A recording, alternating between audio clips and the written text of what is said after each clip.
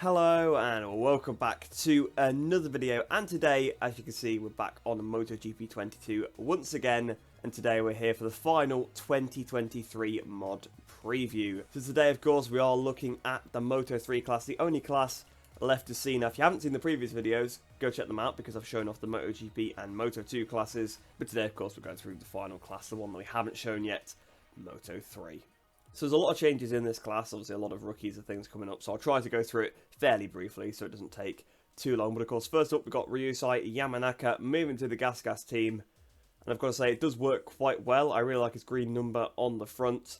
Once again, he has one of those sort of generic suits that I've made with the correct branding on the back. I do plan on actually going back and editing all those at some point, but just actually get the mod released and not push it back like more weeks. I'm just trying to take some corner cuts there and get the mod out as soon as possible. So next up then we've got David Alonso, the Colombian. You can see here he's got a plain helmet. That's what I've done for any rider that's not already in the game. I've just given them the plain helmet that they used in 2022. So he used an aero helmet, for example. So he's got one of those, but just in white. And of course, you can see the rest of the suit is actually Alpine Stars because he used Alpine Stars this year as well. So next up, of course, we've got Suzuki. He's not changed. But then we've got Yama Masia returning to the Leopard team. If you do remember, he was there in 2020. So I've kind of copied that kind of design. I think I took the boots from 2020, but I believe the gloves and other bits like that are just modified from Foggia. I've just changed the colour and obviously removed the Italian flag from his helmet. Next up then, we've got the Intact GP team. So replacing Max Racing, the new Husqvarna team is Intact GP, just like in the Moto2 class. So you can see both the riders here have got Intact GP leathers, and the bike is sort of a generic livery at the moment, a bit of a testing livery with only the Husqvarna and the Haas logos on there, and that's just because the Haas logos were already on the Intact GP bike as well, so I thought we may as well keep them. Now, I made this livery before the real one got shown off. Obviously, they did an event where they showed off the real livery, so in a future update, I'll add that livery. I'll try and make the livery for both classes there. So obviously that was Sasaki on one bike, and then we got Colin Via. I believe it's pronounced Via, but I'm not 100% sure because I've not actually ever seen him race anything, so I've not heard his name be pronounced before. You can see the same kind of stuff, just the same Dynavolt leathers, and you can see they both got Ix on as well because both the Moto2 riders have changed to Ix on, so I assume that probably the same thing will happen with the Moto3 riders as well, so that's why I've gone down that path.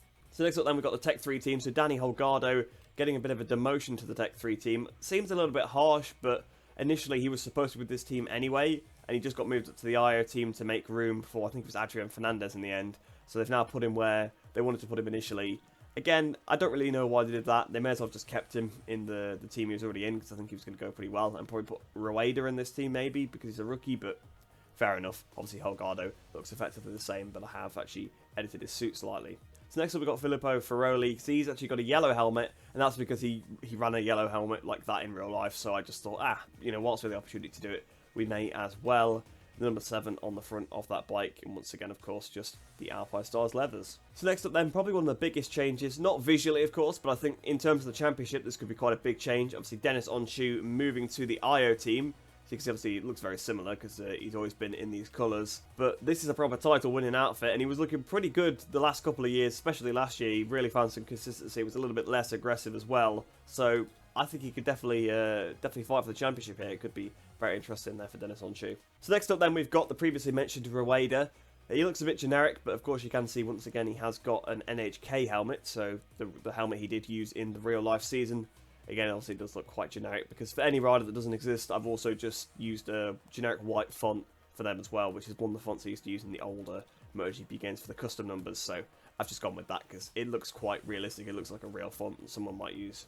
So next up then, of course, we've got Moreira, no change there, but we've actually got a new teammate for him, Asman, obviously replacing Yamanaka, coming into the MT Helmets team. Obviously he's got an MT helmet, of course that's what he's going to have. He used Alpine Stars in real life as well, number 63. And I've actually put the Malaysian flag on the mudguard as well. If you look at the mudguard on the front, they have the mudguard of the nationality of the rider. So I've put the Malaysian flag there for Asman. Next up then, we've got Fanati, once again returning to the Snipers team. I've actually reverted him back to his 55 font that he used in Moto3. I know he went back to his old font when he went up to Moto2 with the number 5. You can see it there on his butt patch, the number 5. But whenever he's used 55, he's used this font instead because it looks more cohesive. Whereas when you put the two 5s next to each other, it doesn't really look like a 55. It just looks like two 5s placed next to each other, if that makes any sense. So I've gone back to this font. We'll have to see what he actually uses. Of course, I can always update it. I've just noticed there's a Bosco Scura logo on his helmet as well. Probably should take that one off. But of course, Fanati back to snipers for, I don't know, like the millionth time now. So I guess we'll have to see how he gets on. So moving in alongside him, then we've got Matteo Bertelli, of course, moving from the Avinti team, which no longer exists, unfortunately. And you can see he's got the number 18. I've kind of copied what it was like for the real riders, so that's why some of the numbers are cut off behind the front of the bike. If I actually go back round to the front, you can see once again the generic leathers as well with Macna on the back. So you can see there the number, some of it is cut off, but that's just how it was with the real life riders this year, so I just kind of copied that kind of aesthetic. When it was too wide, they just cut the rest of the number off. So BOE, there's no change there, so we'll move on to 658. Riccardo Rossi staying put, but he's got a new teammate alongside him, Kaito Toba, moving from the CIP team. And I've got to say, his number actually matches really well with the 658 bike, just with the red and the white.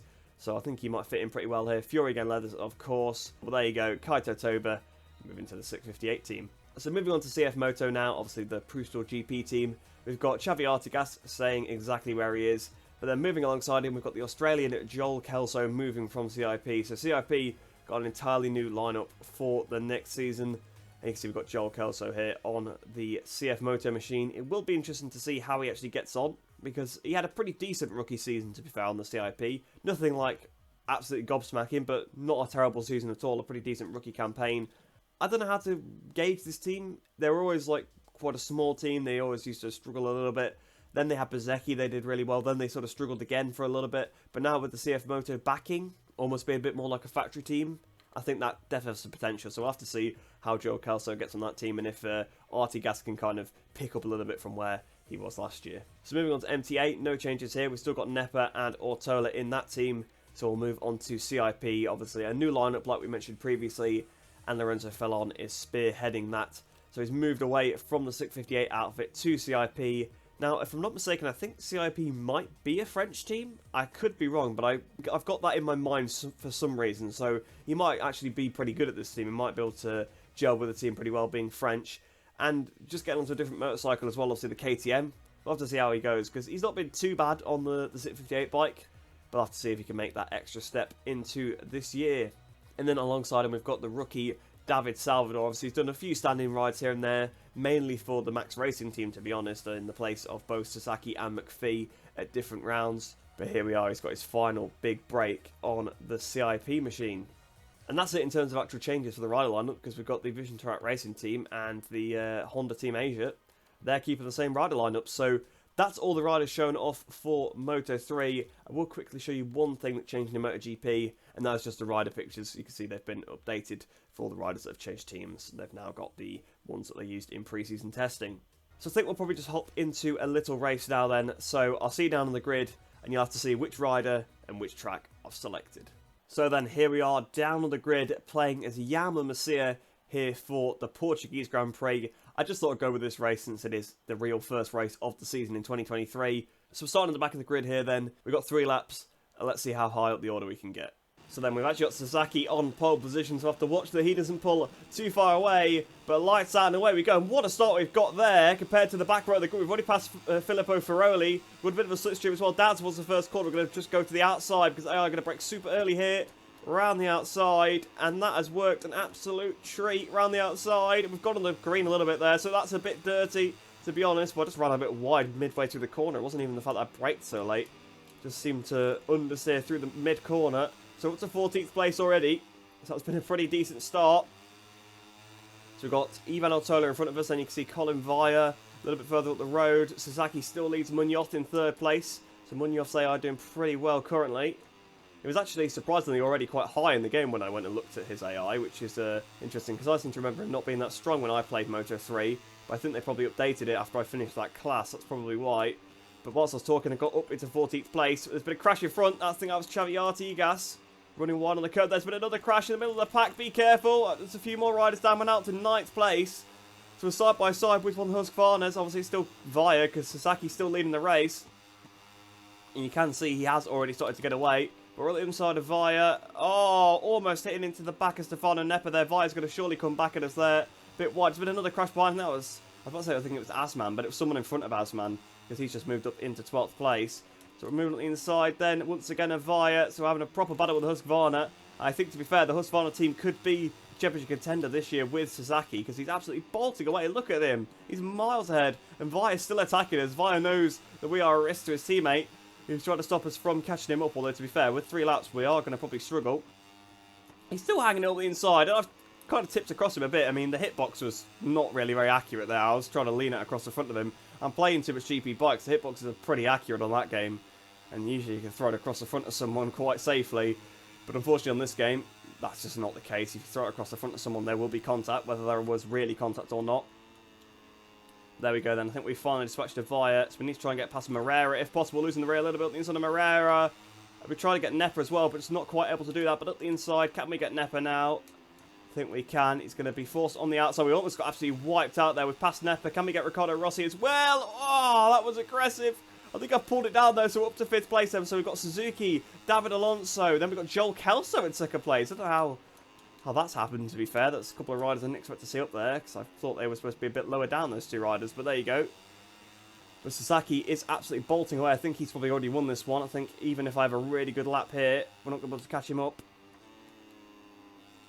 And Suzuki's crashed. Suzuki's hit the curb. I could see that on the entry that he was going to do that. So that's why I didn't overtake him. Oh, and Alonso's done the same thing. We were literally millimetres away from David Alonso's rear tyre there. And we've got one hell of a run on Joel Kelso. Not going to quite be able to actually do anything about it. It's a bit of a tricky corner to try and pass into. But we had a really good run on him.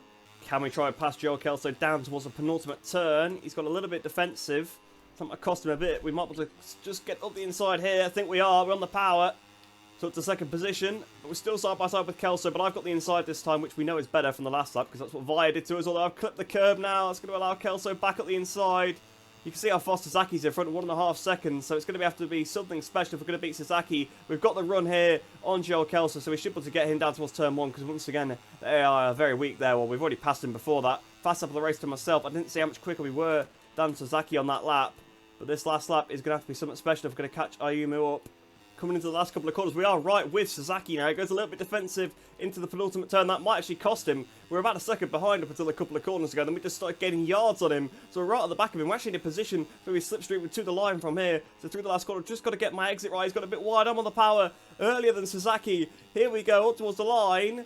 Can I get the slipstream on him? Here we go. We've got the slipstream. I think we are actually going to pass him before the line. We've managed to do it. So last to first in 3 laps, unless he actually comes back through, because of course the line is in the wrong place on this game. But fortunately, we have managed to keep him behind. I do like these little last to first in 3 laps, especially with the tyre wear and stuff off, because you can use the Power Mode 3, and it does actually make it quite close. But it just demonstrates how much time they lose. I mean, look at that. Sasaki was the fastest AI by a good way. He did a 49.7. And I did a 48.1, so I went like 1.6 seconds quicker than the fastest AI. And that was only a 3-lap race, but from last to first place. There was lots of crashes, to be fair. I mean, look how many retired. But Portimao is such a broken track on this game. I'm not really surprised they crash absolutely constantly. But I hope you guys did enjoy that one. It was a nice little challenge then. I just managed to beat Sasaki right at the end there. And I will quickly just say, before the end of the video, if you are watching this now, the mod is now actually live, so you're able to download it from the link in the description or in the pinned comment. I'll probably put it in both. The mod will be live when this video goes out. I'll try and coincide them together so they go live at the exact same time. But I hope you guys have enjoyed the video, and nonetheless, hope you enjoyed the rest of your day. Hope you all stay safe, and I shall see you in the next one.